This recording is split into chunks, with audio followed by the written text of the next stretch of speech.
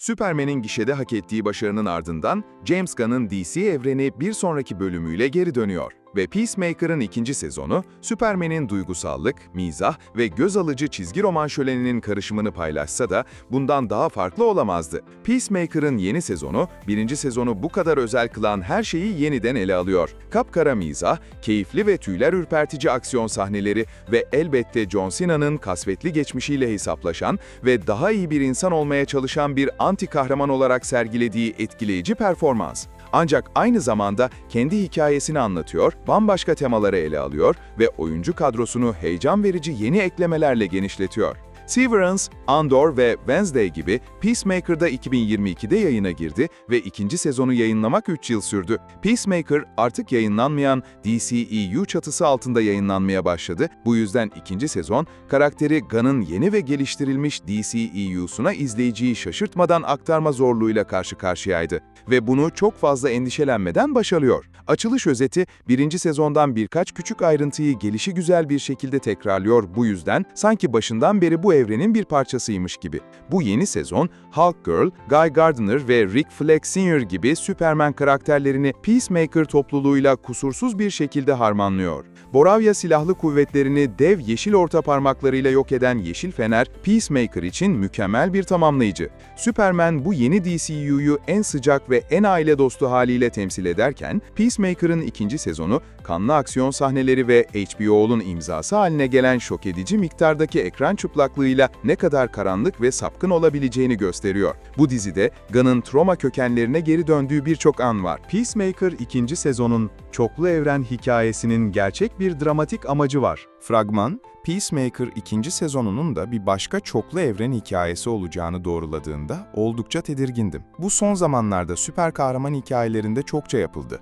ve genellikle hayal kırıklığı yaratıyor. Ama burada şaşırtıcı derecede iyi işliyor. Çünkü Peacemaker çoklu evreni bir anlatı hilesi olarak kullanmıyor. Gerçek bir dramatik amacı var. The Flash'ten çok daha fazla örümcek evrenine doğru gidiyor.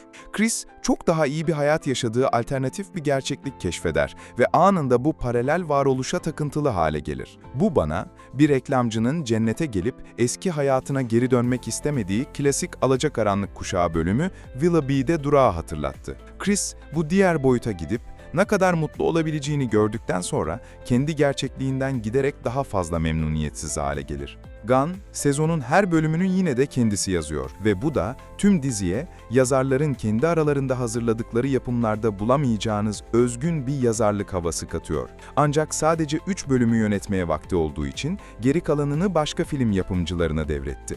Bu işe alımlarda gerçekten akıllıca tercihler yaptı. Çünkü gişe rekorları kıran aksiyon filmlerinden ziyade samimi karakter yapımlarında daha deneyimli yönetmenleri seçti. Superbad'den Greg Mottola ve Nick and Nora's Infinite Playlist'ten Peter Sollett gibi yönetmenler, patlayıcı bir süper kahraman hesaplaşması çekmektense karakterler arasındaki duygusal dinamikleri yakalamakla çok daha fazla ilgileniyorlar. Ancak bu yine de harika aksiyon sahneleri yönetmedikleri anlamına gelmiyor. Bu sezonda gerçekten eğlenceli sahneler var. Özellikle akılda kalıcı bir dövüş sahnesinde Eagle'nin ne kadar sert olduğunu görüyoruz. Alfred Hitchcock'un Kuşlar filmindeki kuşları bile dost canlısı gösteriyor. Peacemaker'ın yıldız kadrosu gösteriyi zahmetsizce taşıyor. Oyuncu kadrosunun uyumu, 3 yıllık bir aradan sonra bile hala aynı güçlülükte ve hepsi rollerine zahmetsizce geri dönüyor. Steve Agee, korkak, huysuz John Economos rolünde, Daniel Brooks, aklın sesi Adebayo rolünde, Freddie Stroma,